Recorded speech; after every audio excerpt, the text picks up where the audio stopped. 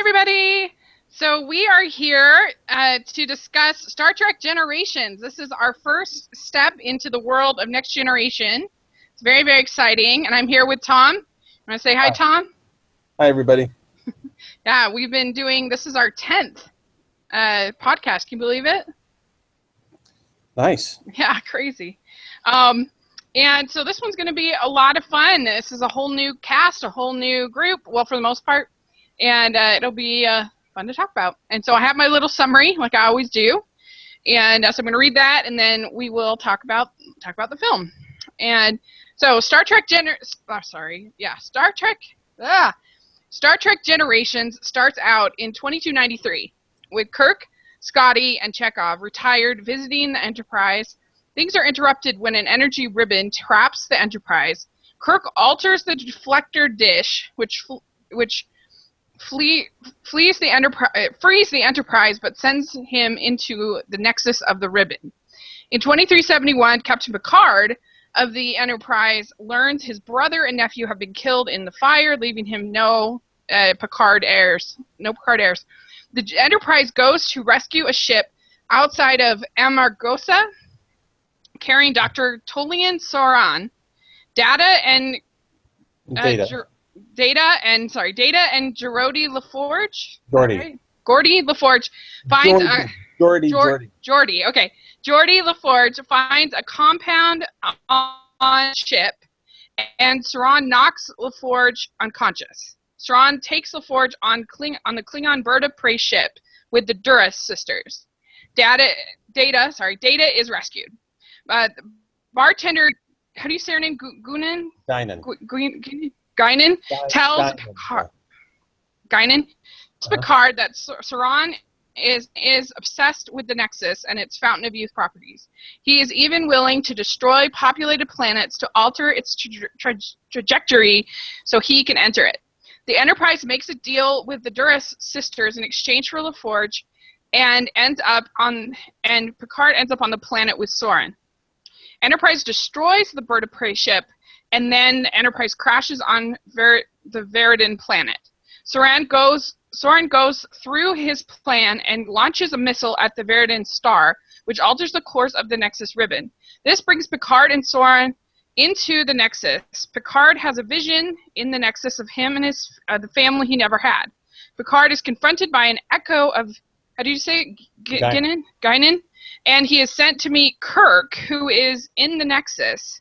Kirk sees a vision of his life if he had not joined Starfleet, but is convinced to leave and stop Soran. The two fight with Soran, and he dies in a missile explosion. Kirk dies in the fight, but Picard assures him that they made a difference stopping Soran. Picard joins his crew to end the film. So that one there was a lot going on in that one. It was kind of hard to put into words. Yeah, but, and a lot of new names in there and all that. Yeah. Yes. They have hard names in Star Trek. I have to compared to Skywalker, I mean, it's a little bit easier. Yeah. Anyway, so this what were your this was a rewatch for you. It was the first time watch for me. What were your thoughts watching it again? Well, overall context. I first saw this in a sneak preview when it first came out. Okay. And the first I heard about it was in an ad in the paper. All right, because that's where you used to find information about when movies were playing, in the paper. Right. I get on the phone immediately and get my best bud, and I'm like, dude, we're going. And this was 1994. This when this movie came out. Yeah, we were on it, and it was a blast. The place was full of fans because they were the ones most excited to see it. This was before midnight showings were a thing, right? Mm-hmm. And this was the equivalent, right, for the time. And yeah, we had a great time. Watching it this time, I was less enthralled with it, just because I think like I said about some of the other Star Trek movies, the seams are starting to show. The plot holes were more apparent to me. Some of the things that make it seem, some of the TV trappings are don't do it a lot of justice, and that some of that stuff is unfortunate. But I think there's still a lot to love. But that's my overall take this time around. Yeah. Well, I'd never seen anything. I haven't seen a single episode of Next Generation, but I have now seen, I can tell you, I've seen 3 episodes of the original series. This is very exciting since we last met. Nice. So I saw The Cage, I saw the pilot, the Shatner pilot, and I saw The Enemy Within. Now, Enemy Within was the best one, I think. Well, I don't know, Cage is really good too, I thought. Yeah, all great. Yep. It was very good. Amazing how good the show was right out of the gate. Usually a show, it takes a few years to find its legs, but and is kind of goes through an awkward adolescence. Not so with Star Trek, not the original series. Anyway, so. Great writing. Very, very good writing. So I have to admit, I wasn't that impressed with this. I didn't love it. I didn't hate it, but I just felt like it annoys me when I feel like a movie doesn't deliver on its big pitch. Yeah. Like, it's kind of similar to the movie Brave, the Pixar movie. Have you seen that? Okay. Yeah, I love that. It's a strange comparison, but like, for me, the movie Brave didn't deliver on its pitch. I like it. It's not that it's bad. It's just that it sold itself on being this, we're going to have this archer, this warrior. She's going to go out and she's going to fight a bad guy and she's going to storm the castle. And, and that was what the first 10 minutes of it was. So that's what I was primed for. And then it becomes this movie about a mother and a daughter and turning into a bear and everything. And I'm like, whoa, okay. And so that's why, for me, it's my least favorite Pixar movie, because I just feel like I get frustrated by it. But that's not to say that what it does is bad. It's just frustrating. And I did feel that way a little bit with this. Like, it sold it as being this union of Kirk and Picard. And that's, I feel like, such a small part of the actual movie. Sure. That, to me, it was kind of disappointing because of that. Right. And we had a Twitter exchange earlier this week about how there's a parallel too with Batman and v Superman, where yes, that's a good comparison. The fight is the big sell, and it's 10 minutes maybe, right? Yeah. Now, to be fair to that movie, how long can a fight really be, right? And in reality, most fights last seconds, and in the movies, you stretch it to minutes, and that's considerable. Yeah, I mean, I guess then you have to craft it and bill it differently then, Sure, like if you're selling it, if you name it something else, name it Batman and Superman or something like that. But I mean, we could go on for a lot about that movie, but and we probably should one of these days, but yes. but I don't know. So that's just something that I feel like it's almost hard not to feel disappointed when they sell it a certain way, and then even, like I said, even if it's not bad, it's just not what you thought you were going to get. So anyway, so that was my problem with the film. Yeah. I think my initial experience was so positive because to me, all that was really being sold to me, or what was mostly being sold to me, was, yes, I saw Kirk and Picard together, and that thrilled me. But on the poster in the ad, right? That was my setup, was a black and white ad of the movie poster, right? Mm-hmm. And what it promised me was, yes, Kirk and Picard will be on screen at the same time, which, as a fan, I was already wetting myself right there. Give me 10 seconds with them on screen together and I'm good. Right. The other thing it was promising was the next gen characters you love on the big screen. Right. And and this was just after the next gen had wrapped, and it was just off the air, and we were feeling the hangover of missing our old friends, right?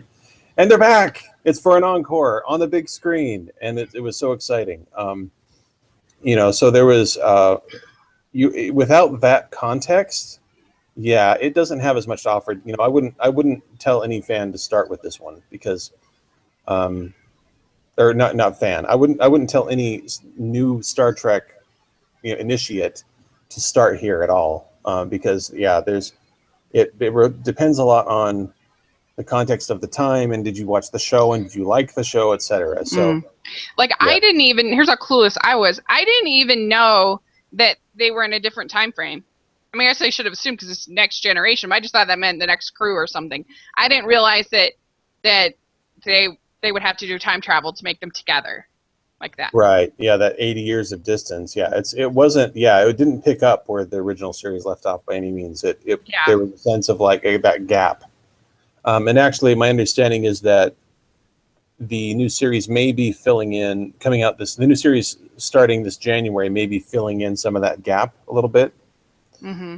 But It'll be anyway, really fun. I'm excited to watch that. It'll be fun to start right from the beginning with a Star Trek series. right, and you'll be in on it. You won't be behind. Yeah, Right on top of it with everybody else. I don't know about that, but I'll be up on at least this series of it, and that'll be fun. And so I thought instead of talking about particularly the way maybe it relates to episodes of the show, we can talk a little bit about that.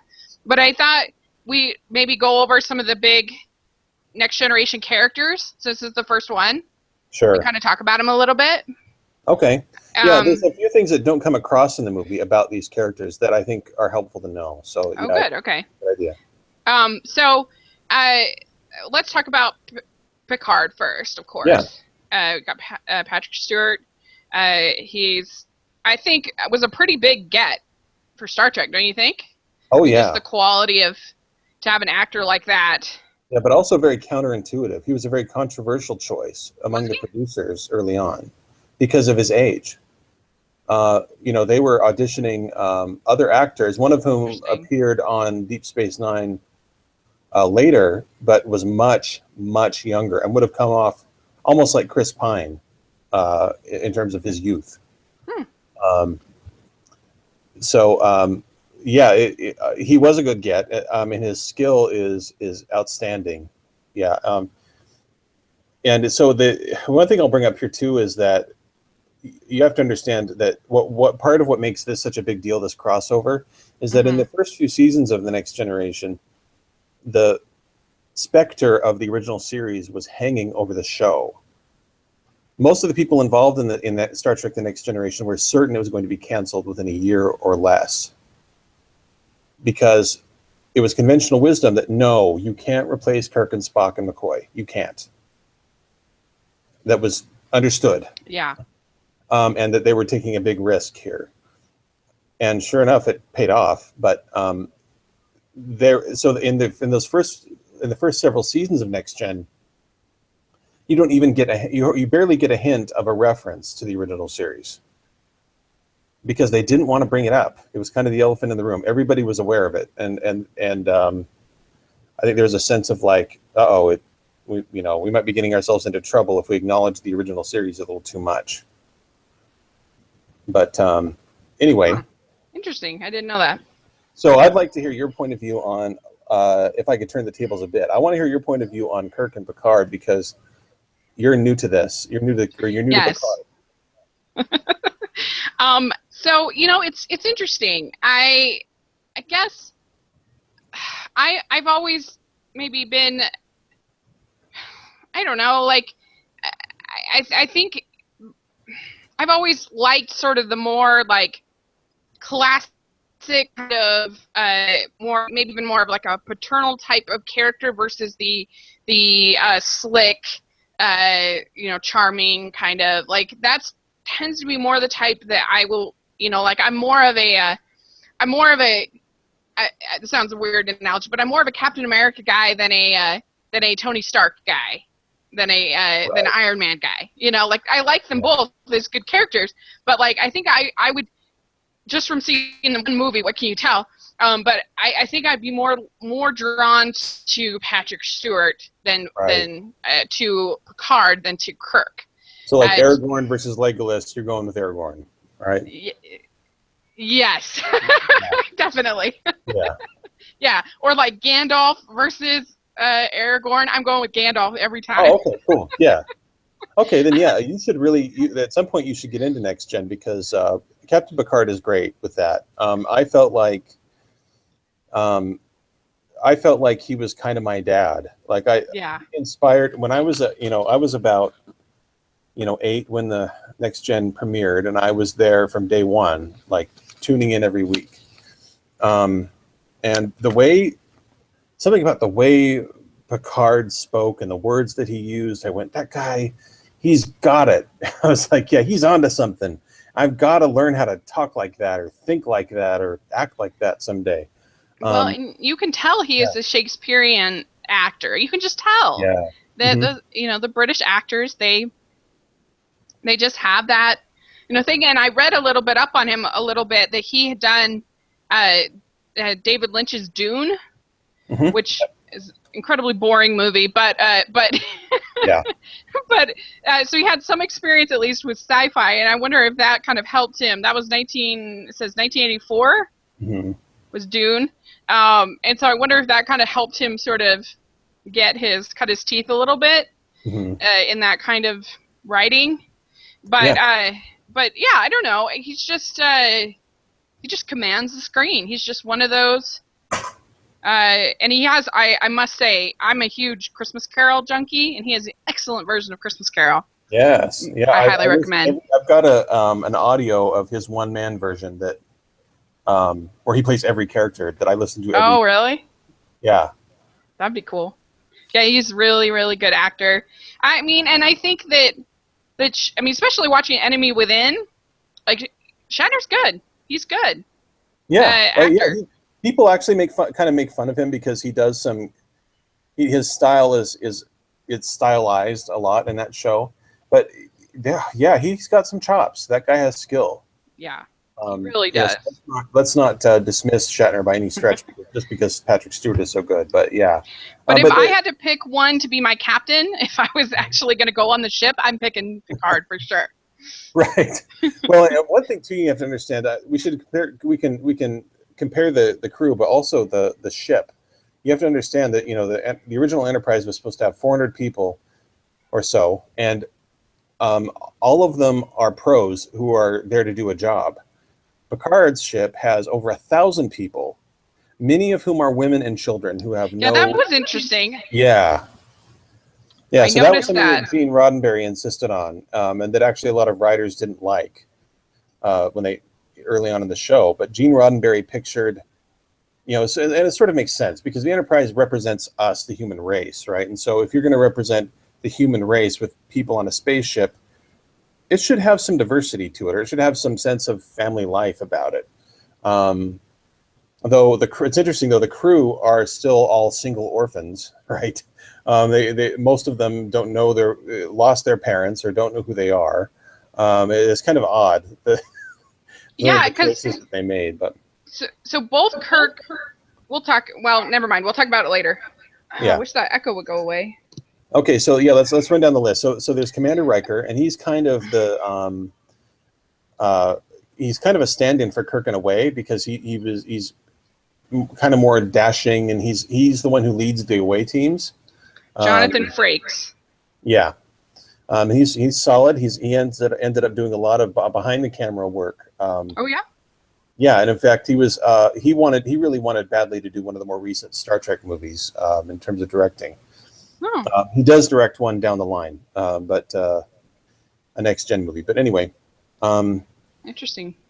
Yeah, actually, I thought he had charisma. I thought he was good. I mean, you didn't see a ton of him here.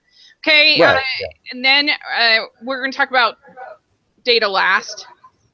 But right. Let's talk about LeVar Burton as Geordi LaForge. Yep, he's the first disabled character on Star Trek. Oh, interesting. Yeah, so he was born blind, and so that thing he wears is a device that allows him to see, but he doesn't see a color spectrum like you and I see. He sees like heat and radiation, and it picks up all kinds of other information. So his kind of superpower is, I can see that there's heat coming from behind that panel over there, or my visor's picking up all kinds of crazy stuff in the EM band, or whatever. Like he can see colors we can't. So in a way, his disability becomes a superpower. That's cool. I wondered if it was like Cyclops in X-Men. Oh, like he might shoot lasers if you took it off? I didn't know if it was. I mean, I didn't think it was that far, but I didn't know if it was. He had something in his eyes, that was special. Oh, right. Yeah, Mm-hmm. So is he always kind of? I don't know. I felt like he was kind of a character they were very protective of. That's an interesting perception. Yeah, he is kind of he does kind of start out as kind of a little brother figure, sorta. Yeah, that's a good description. It's kind of more like he and Data become like the geek squad, right? Or in the early episodes, Wesley Crusher, who doesn't appear in this movie or any of the movies really, Um, he and Wesley Crusher and Data are the geeks who solve all the problems, all the technical problems. They're the guys you call up when the internet won't go, right? They're kind of that type. And there's not really an analogy, sort of Scotty in the original series, but like in a way different way. Yeah. Almost more like, would it be a little bit like Uhura, maybe? In a male form, Oh, maybe? sure, a little. Yeah, geeky about the thing they know, yeah, I guess so. Interesting. Okay. So let's talk about Data. Okay. And so to me, yeah. Oh, man, I wish the echo would stop. But, excuse me. To me, he seemed a little bit like they're supposed to be. He's supposed to be the new Spock. He's kind of emotionless. He's kind of trying to figure out his emotions, how he's like kind of part human. I don't know, and I didn't think he was as good as Spock. Sure. Leonard Nimoy. Well, something. Yeah, there is sort of that. It's an easy parallel to draw. I could recommend some Next Gen episodes though, where you see that he is cool in his own right, and he's actually a really well-beloved character of Next Gen. In fact, many fans will name him as their favorite character. But yeah, I can see where it seems obvious to draw that line between them. Yeah. Okay. So that's the main crew. I mean, we could talk about some of the cameos and stuff, but there is one other one. There's one. I felt like Counselor Troy. If you don't know anything about her, you miss what's interesting or special about her. Okay, she's the one with the kind of the red hair. No, that's Dr. Crusher. Oh, okay. Which she's the doctor. Honestly, there's not much more I can say about her that's that overwhelmingly cool.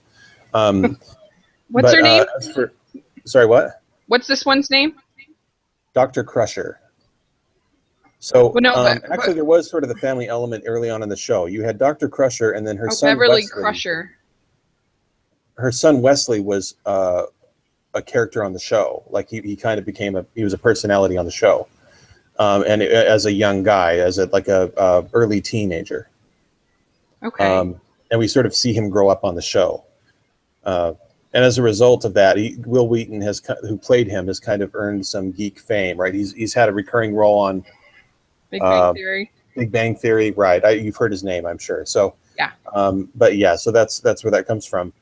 Counselor Troy, though, one thing that doesn't come across in this movie is that she's an empath, meaning she can sense what people are feeling.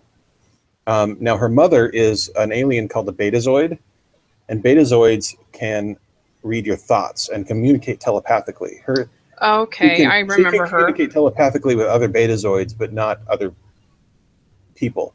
And she can't read people's thoughts. She can just read their feelings. So there's that. So that's why when Picard is obviously not okay, she's very dialed into there's something big going on with him, and I need to figure it out. And her job, which is not a job on the original series that you see, is ship's counselor. Right? So she's there in case anybody needs therapy, like for real. That's what she's there to do. So that's another interesting thing that sets Next Gen apart from its predecessor. Interesting. That does feel very 90s. Yes. Yeah. To do. Okay, cool.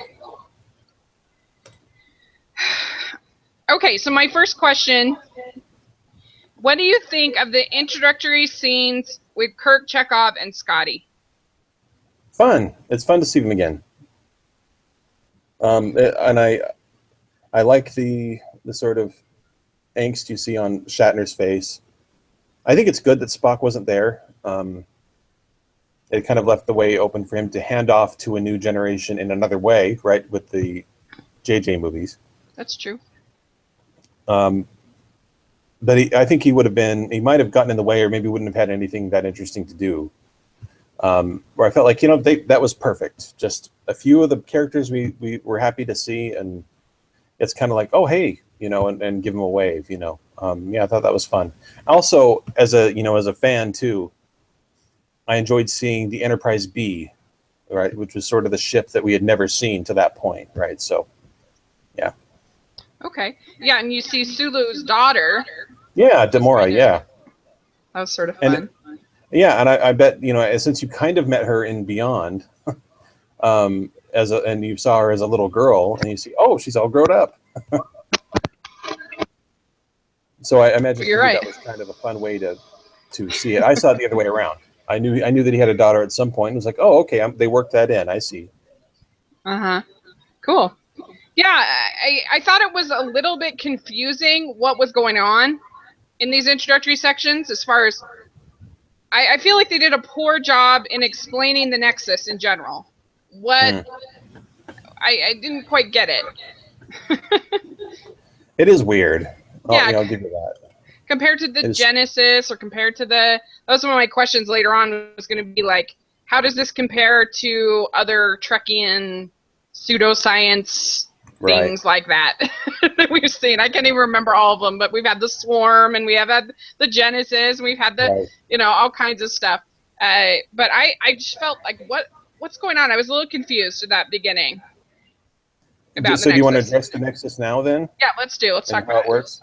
Well, so this time around, I kind of feel like what it is. They're trying to say. I think Star Trek is kind of trying to comment on religion here. Right. I think we talked before that like Star Trek can't leave religion alone, even though it's avowedly humanist and atheist. It still can't quite leave the subject alone.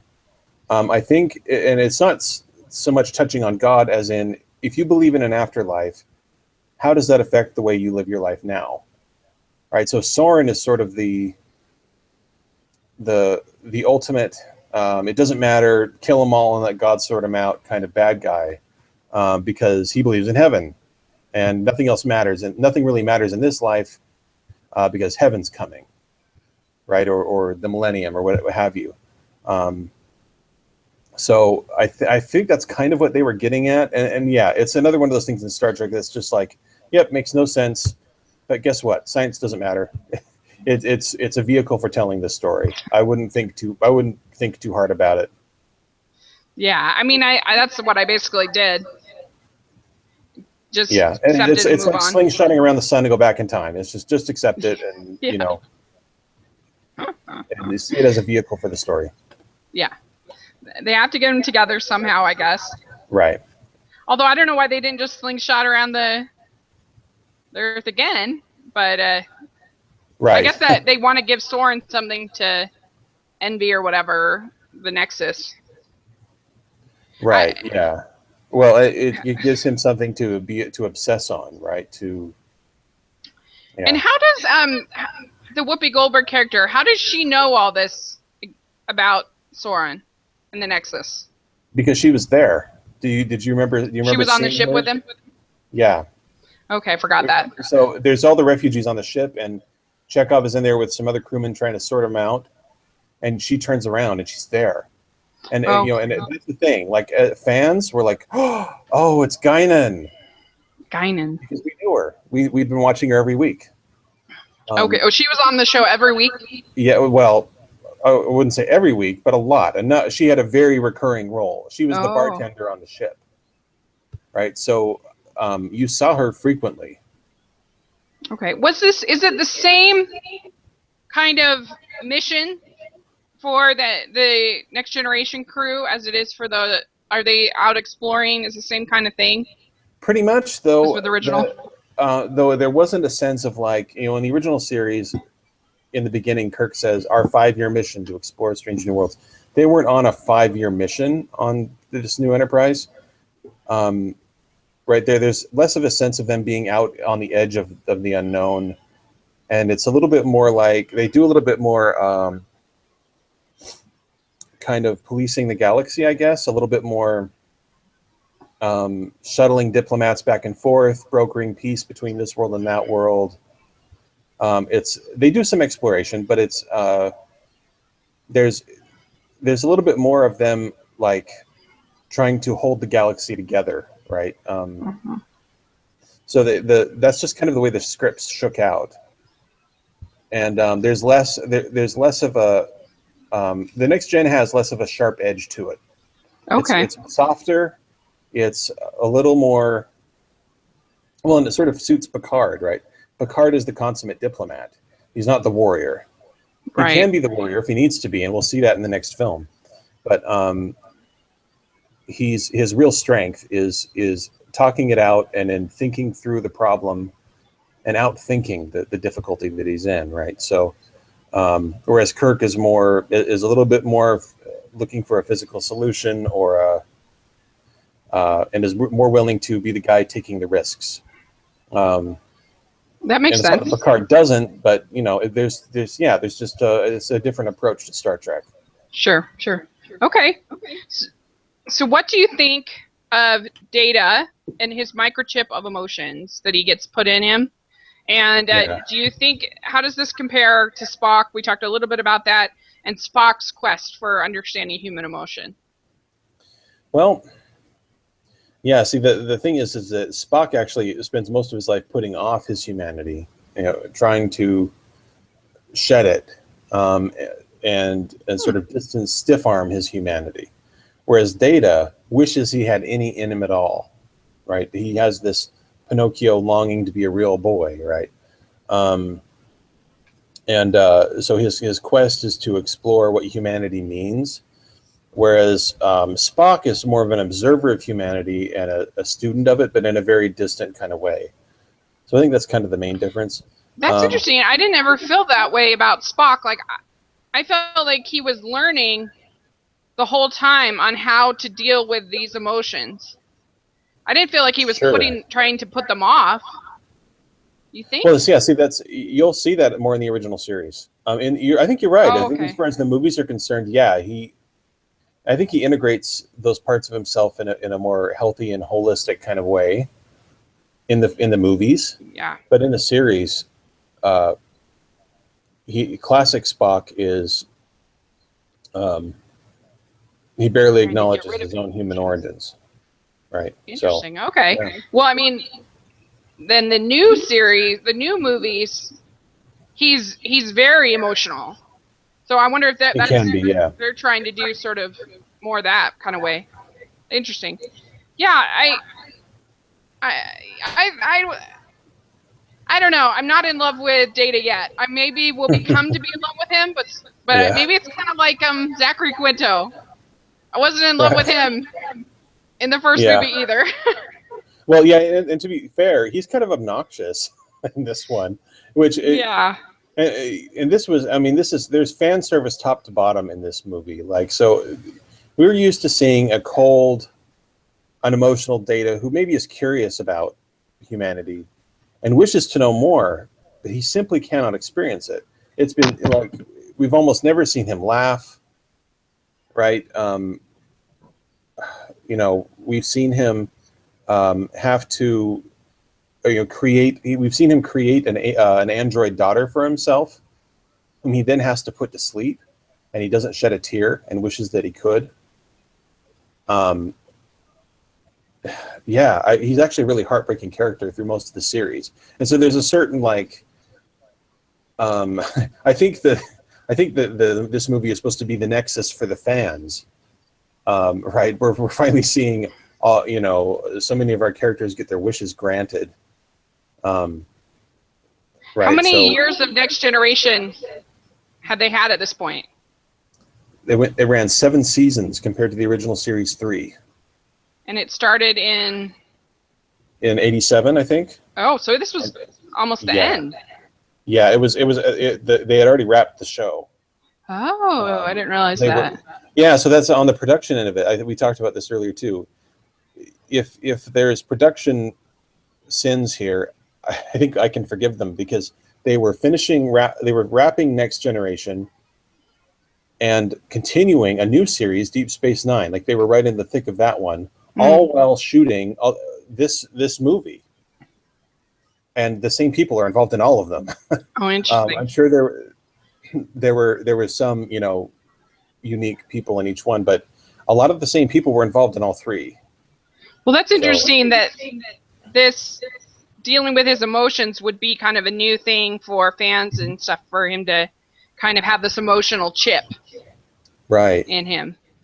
And well, and I have to say that like that scene in Stellar Cartography where Data's about ready to throw in the towel, and Picard kind of gives him a pep talk, and he says, "Courage can be an emotion too." that is a good scene. I love that. I love that scene partly because Patrick Stewart is so, or Picard is so fatherly there, and I appreciate that aspect of his character, but also because that line has gotten me through some tough things. Mm.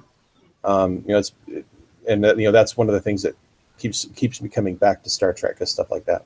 Yeah, that was a really good line. Okay, so yeah, you definitely feel a sense of a mentoring kind of a role that I don't know if you felt with Kirk in the same way. Yeah, not so much, huh? Yeah. Yeah, not so much. There's, in fact, in the original series, you often feel like he's the creepy uncle. He's, he's kind of, he's got a swagger about him, but you don't sense that. Yeah, you don't sense him being like the caretaker of these people. Whereas Picard, you definitely do. These people are his family. They're all he's got. Yeah. Okay, so the next question is, what do you think of Soren as a villain? It's Malcolm McDowell. What do you think of him in the pantheon of Star Trek villains? Well, let's see, who we got. I guess let's focus on the movies. We got Khan.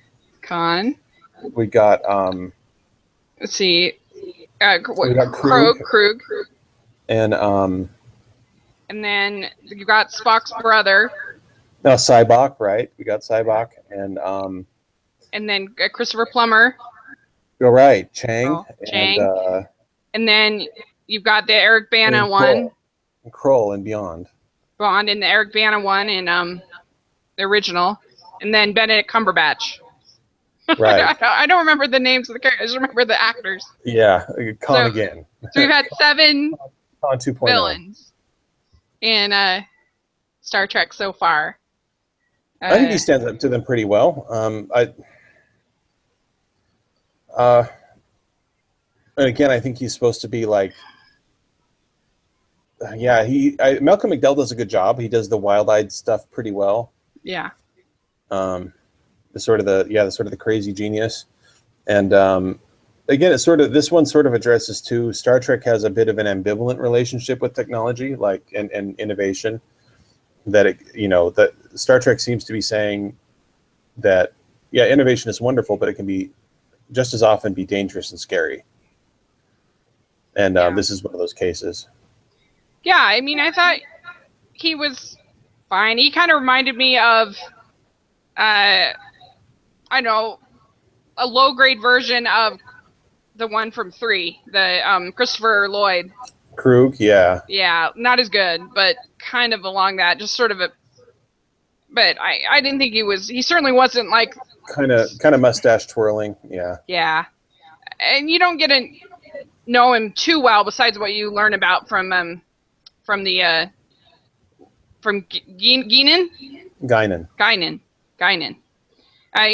He wants eternal life. He wants the Nexus. Right.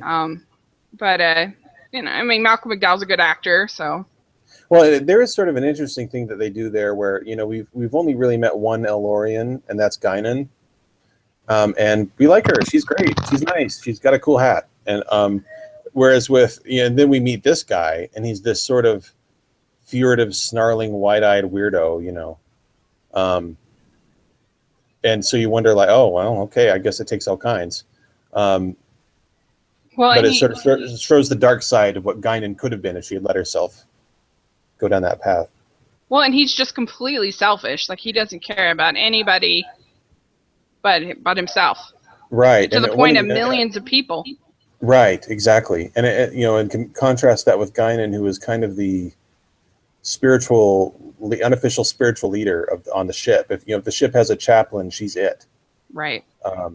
She's kind of their mother confessor, and also their guide to, well, maybe the scene is always someone goes to the bar, 10 forward is what it's called on the show. Someone goes to the bar and they're crying in their ale over something, and she'll approach them and pose a question that helps them see things in a different way, right? Or help them see someone else differently or something like that. And so, she's this benevolent character, and then you've got Soren, and he's just a nut. Yeah, that is interesting. I mean, and I'm trying to think, was this... Let's see. Okay, no. I was going to say, was this before or after she won her Oscar? That was in 1990. So I guess she got Star Trek before. Yeah, okay. I think she started doing Trek in the midst of all of that. Well, it makes sense because she just has a warmness on screen, I think, I think it sometimes makes it harder for her to get parts just because she has that warmth. I can't picture her as a bad guy. Oh, that would be interesting. Yeah. Although I've seen her play some kind of more villainous roles. Oh, really? And she can do it. I've seen on other TV shows. Yeah. Oh, okay. The American version of Life on Mars. She had an interesting episode in that, where she was definitely an adversary. Okay. Cool. Yeah. Okay, so let's talk about the Duras sisters. Yeah. And the Birds of Prey. Yeah. I found it kind of shocking that the Enterprise just took them out. Like in the first reboot Star Trek. Yeah. Kirk gives the Eric Bana character, he gives them a chance to surrender and say do the right thing. But they didn't even do that here. It was just we're taking you out and the ship is gone and it's exploded. I thought that was kind of surprising. Okay, I'm surprised that you're surprised because to me it seems pretty clear that they're facing an existential threat to the ship. And one thing you have to understand, I was just expecting them to capture it and not just not just blow it out of the stars. Yeah. Well, again, that was a thing. The thing is too, it's sort of the exigencies of what they'd set up. I think they would have disabled it maybe if they could, if they had phasers and they could see them, and because remember the ship is cloaked again. They're shooting in the dark, right? So yeah. I think they would disable it if they could. I don't think they're bloodthirsty here, but I think they're facing an existential threat against an enemy they can't see, and this is their one shot to survive. And as we see, they barely do. There were certainly casualties, as it was. So, I'd say in cop terms, it was a good shoot, in my opinion. But it is very bellicose for Star Trek, though. I'll give you that. Because we hadn't spent that much time with them, and so I don't know if I really got that they. I don't know. Yeah, and again, fan service. These two, we see them in the series. They are villains in the series.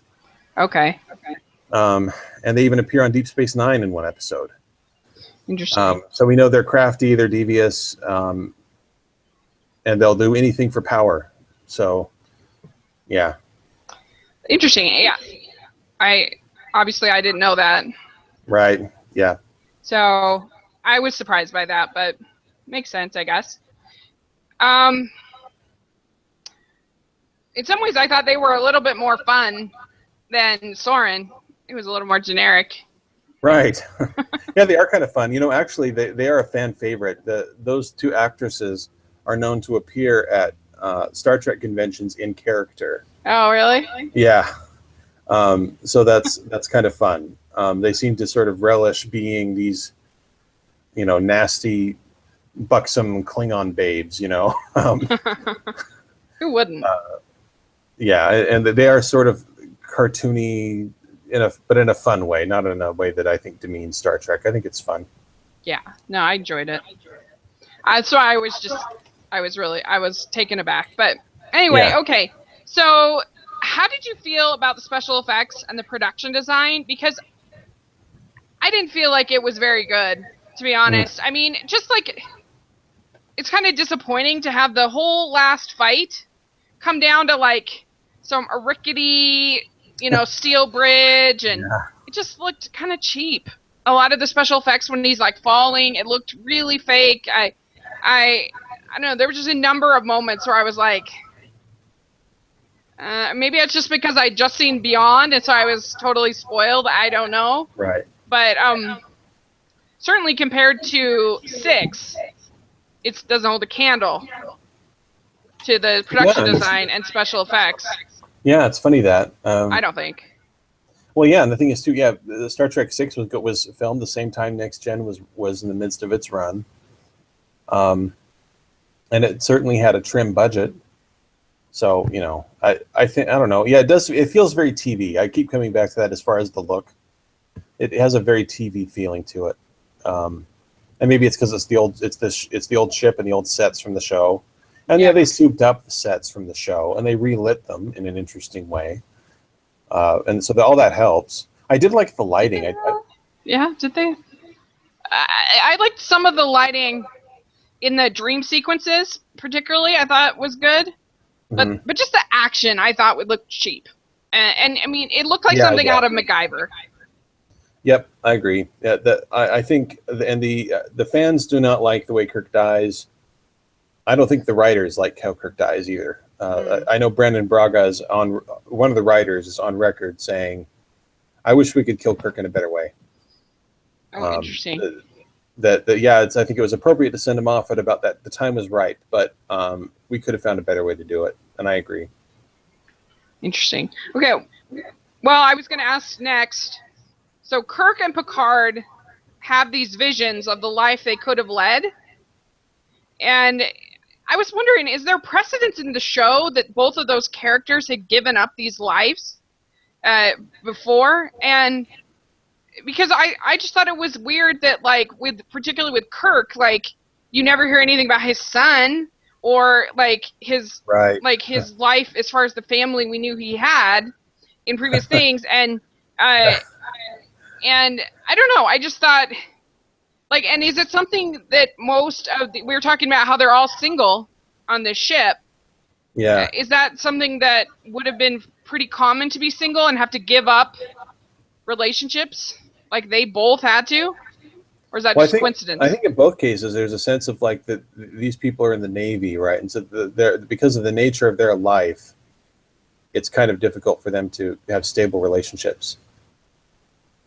One thing too about it is that the Enterprise D is the first ship to have families on board, and when Captain Picard first takes command, he actually takes exception to that. He's not a fan of that idea, but he has his orders. So he's a career guy, he's a committed guy, and when you get to that level where you're actually commanding whole ships and you've got hundreds or thousands of people depending on you, it's ask someone in the military, ask how easy it is to maintain a family life in that setting, especially if you're out all the time or away all the time. So that sort of rings true.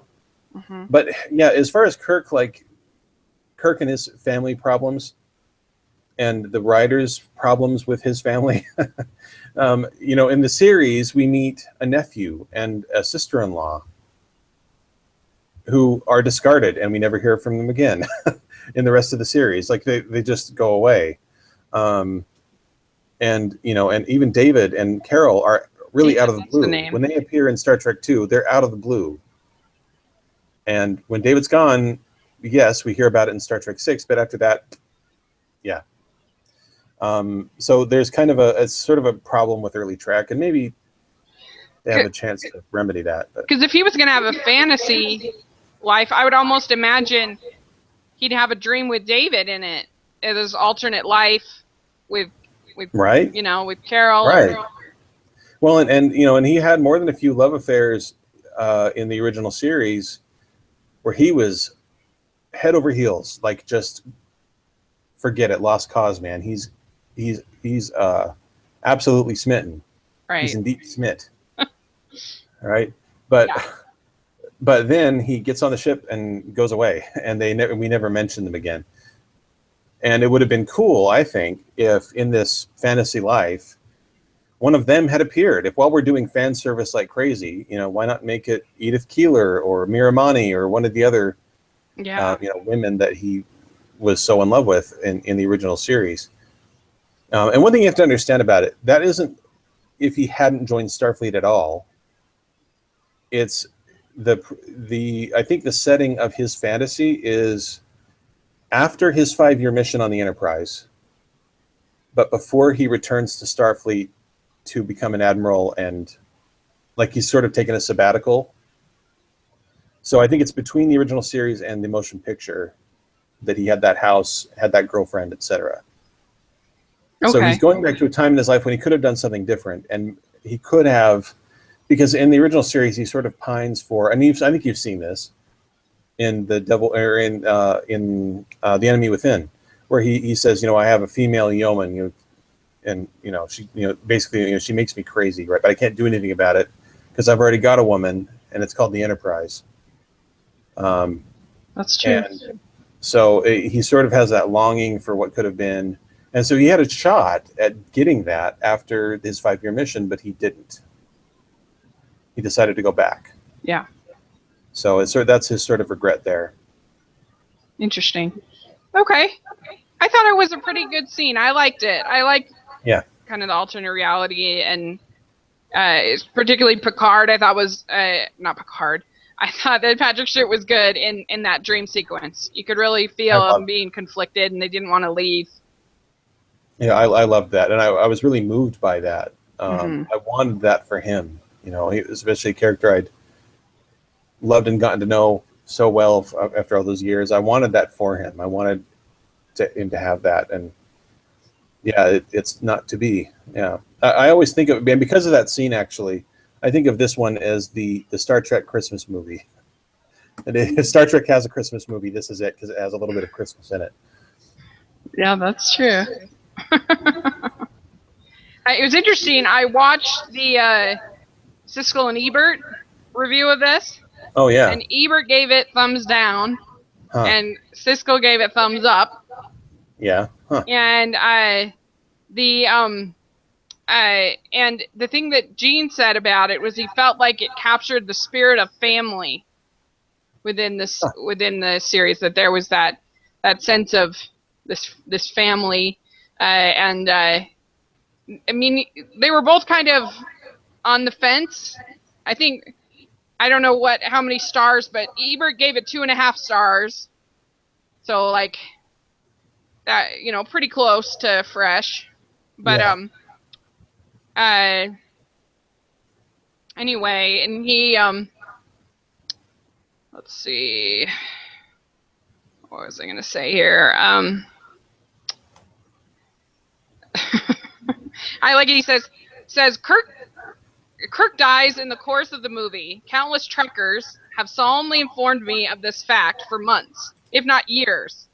Leave it to Kirk to be discontent with just one death scene. However, Kirk's first death is very long silence, but he has dialogue for his second one. Oh my, yes he does. And slips away so subtly, I was waiting for more. I, for one, will miss him.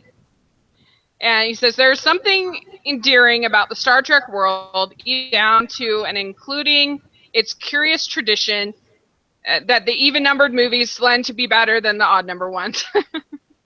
So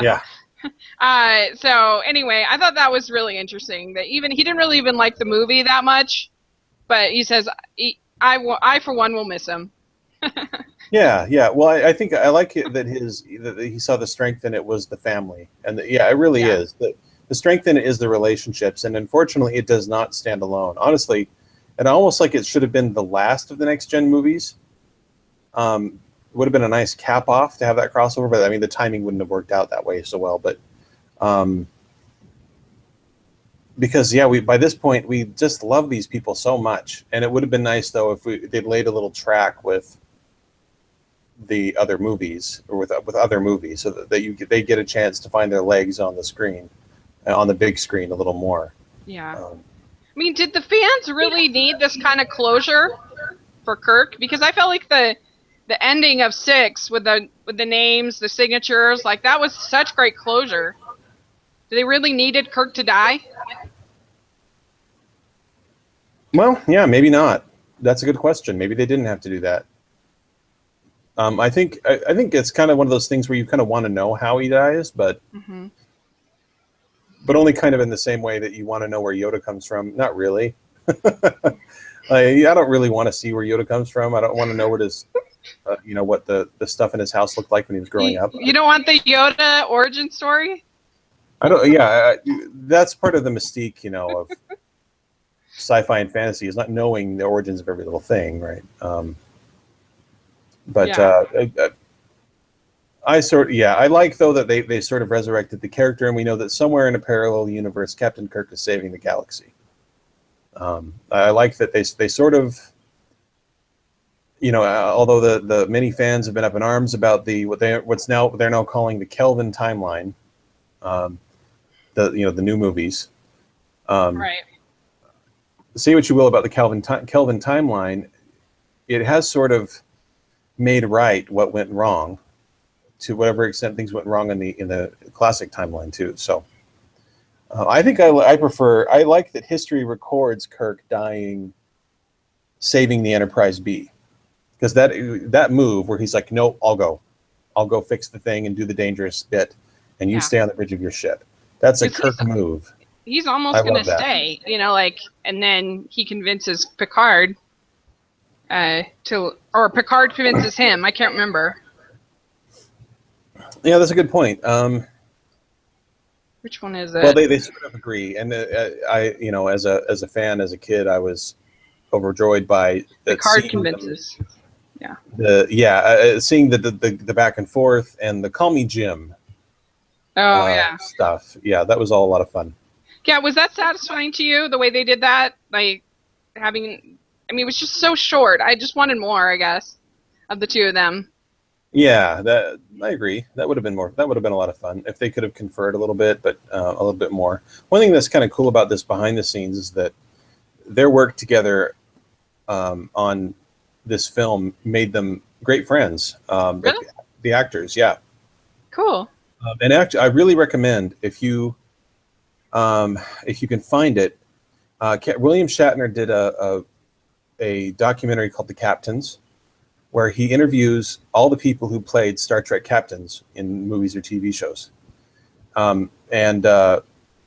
His interviews with Patrick Stewart are great because you can see how their real friendship works.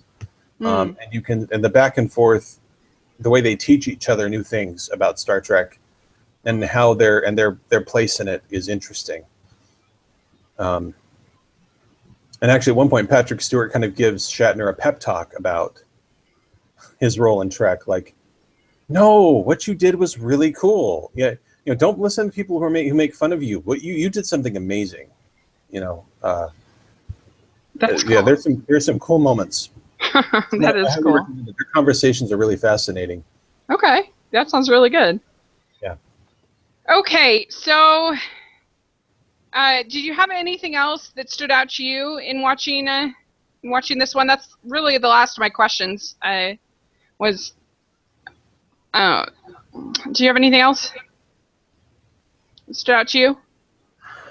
Let's see.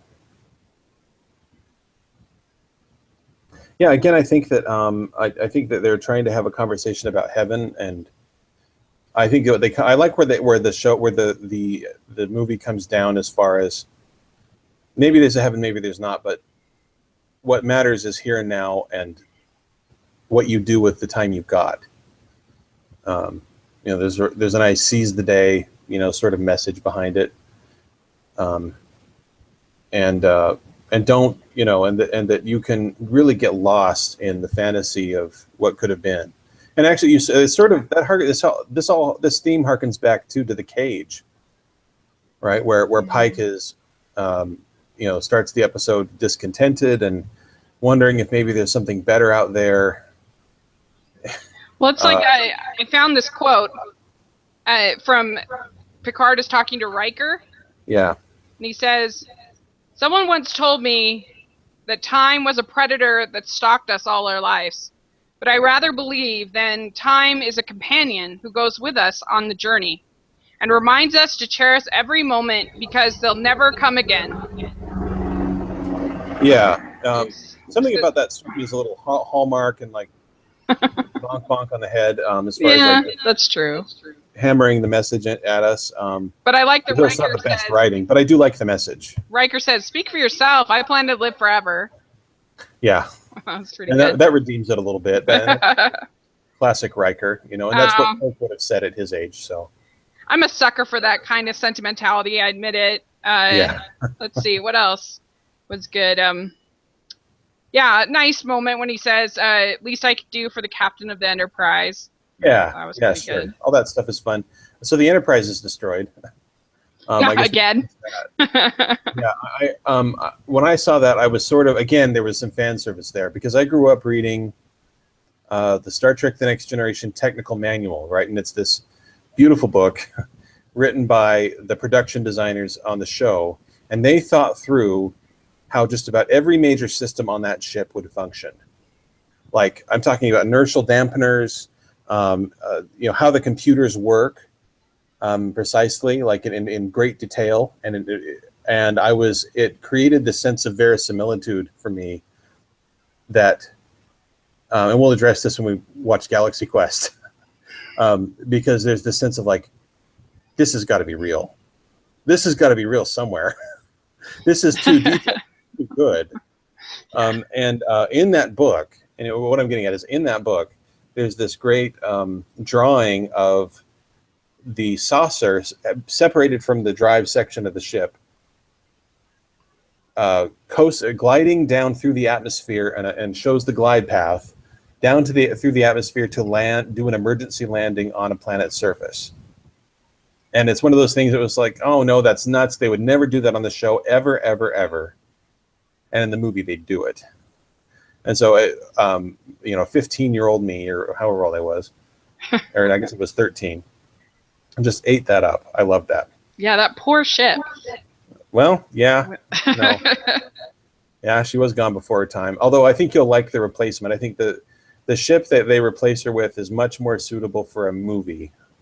Okay. It strikes me, but we'll get into that next time, I guess. Okay. Well, next time we'll talk Star Trek First Contact. Mm-hmm. We'll figure out when that is, and I'll let you all know. And I've got the Olympics right now, so my time is but that should be fun to talk about, and we will definitely do Galaxy Quest, and that'll be fun. Yep. And so where can people reach you? Where can people find you? My website is my website is tgunwriter.com. My Twitter is at Elmano Roboto. Great. And I'll have that all in the description section. And sorry for the echo. I hope that wasn't too annoying for you guys. And thanks so much. This was really fun to talk about. One more in the book. Yep. Okay. Bye now. Bye.